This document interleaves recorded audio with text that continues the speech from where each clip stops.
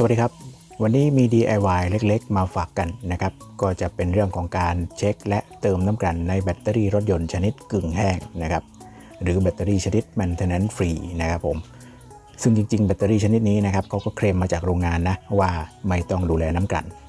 แต่ผมมองว่าควรที่จะดูแลให้มันบ้างนะครับเพื่อที่จะได้ยืดอายุการใช้งานให้ยาวนานขึ้นนะครับทุกๆ3 เดือนหรือ6 เดือนก็ยังดีนะครับผมโอเคเดี๋ยวเราไปดูกันครับแบตเตอรี่ชนิดกึ่งแห้งนะครับถ้าเรามองเผินๆเนี่ยอาจจะมองว่ามันไม่มีช่องให้เติมน้ำกลั่นแล้วเราจะเติมยังไงนะครับแต่จริงๆแบตเตอรี่ชนิดนี้นะครับมีช่องให้เติมน้ำกลั่นอยู่ภายใต้สติกเกอร์รับประกันบริเวณนี้นะครับซึ่งถ้าใครจะแกะออกมาเช็คหรือเติมน้ำกลั่นนะครับก็ควรจะทำหลังจากที่แบตเตอรี่หมดประกันไปแล้วนะครับเพราะถ้าเราแกะสติกเกอร์ออกก็เท่ากับว่าประกันขาดทันทีนะครับผมซึ่งช่วงที่อยู่ในระยะประกันเนี่ยก็เราใช้ไปโดยไม่ต้องสนใจอะไรก็ได้นะครับเพราะถ้ามีปัญหายังไงเราก็เอาไปเคลมได้นะครับผมแต่หลังจากที่หมดระยะประกันลงไปแล้วนะครับผมว่าควรที่จะเปิดมาดูระดับน้ำกลั่นสักนิดนึงนะครับว่ายังอยู่ปกติไหมนะครับควรจะเติมไหมนะครับผมโอเคเดี๋ยวก่อนอื่นผมขออนุญาตแกะสติกเกอร์นี้ออกมาก่อนนะครับ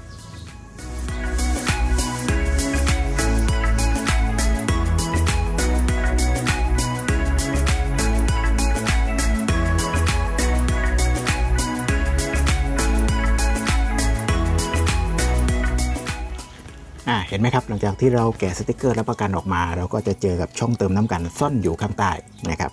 จากนั้นคุณผู้ชมก็ใช้เป็นเหรียญ5 บาทก็ได้นะครับใช้เหรียญ5 บาทก็ได้นะครับเปิดจุกเติมน้ำกลั่นออกมานะครับ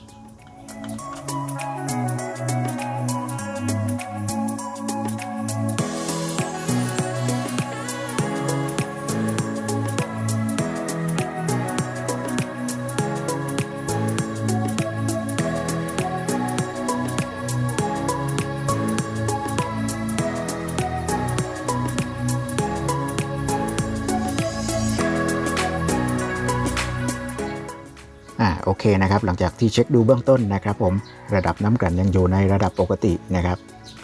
คิดว่าคงยังไม่ต้องเติมในตอนนี้นะครับผมแผ่นธาตุก็สวยอยู่นะครับแบตเตอรี่แค่ปีเดียวเองนะครับผมนะครับโอเคนะครับผมเช็คดูเรียบร้อยแล้วก็ปิดกลับเหมือนเดิมนะครับผม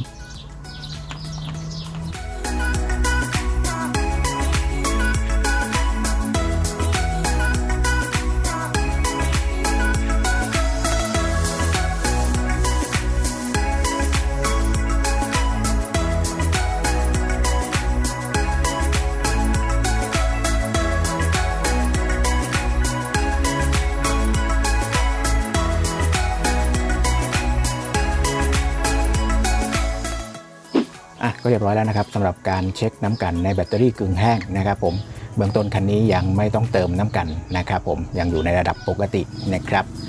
ส่วนถ้าใครที่ต้องเติมน้ำกลั่นนะครับจะใช้เป็นน้ำกลั่นทั่วไปขวดสีขาวก็ได้นะครับหรือจะใช้เป็นน้ำยาเคมีของรีไวท์ไททันตัวนี้ก็ได้นะครับผมหรือน้ำยาที่ผมเรียกว่าน้ำกลั่นสีชมพูนะครับตัวนี้ก็จะแพงกว่าน้ำกลั่นธรรมดาอยู่ประมาณ 5-10 บาทนะครับก็รู้สึกว่าจะใช้ดีกว่าด้วยนะครับผมโอเคคลิปนี้ก็ประมาณนี้นะครับผมฝากไว้เล็กๆน้อยๆนะครับยังไงก็อย่าลืมกด Subscribe และกดไลค์กดแชร์เป็นกำลังใจให้กันด้วยแล้วเจอกันใหม่ในคลิปหน้าสวัสดีครับ